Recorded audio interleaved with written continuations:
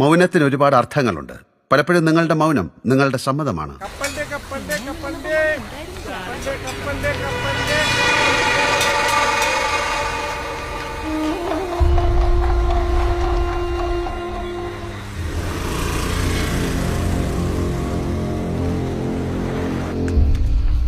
അപ്പുറത്തെ വീട്ടിലെ പയ്യനല്ലേ അത്? അവന്റെ പേരൻസിനോട് പറയണോ? വേണ്ട, നമ്മളെ ബാധിക്കാത്ത കാര്യത്തിൽ റിസ്ക് എടുക്കണ്ട.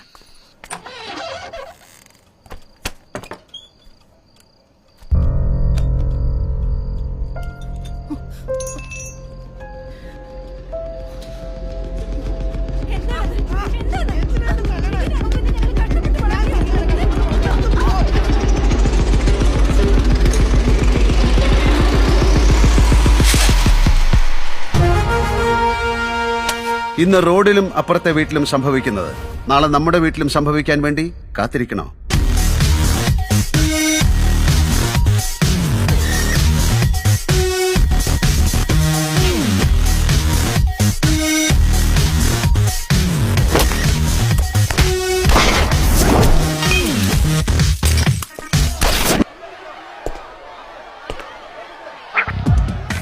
As I always say, narcotics is a dirty business. മയക്കുമരുന്നിനെതിരെ മൗനം പാലിക്കുമ്പോൾ നിങ്ങളും മയക്കുമരുന്ന് കച്ചവടത്തിൽ പങ്കുകാരാവുകയാണ്. Now we are going to make an army against narcotics, an anti-narcotic army. Dear friends, join the anti-narcotic army. Wipe away the dirty narcotic business from our nation.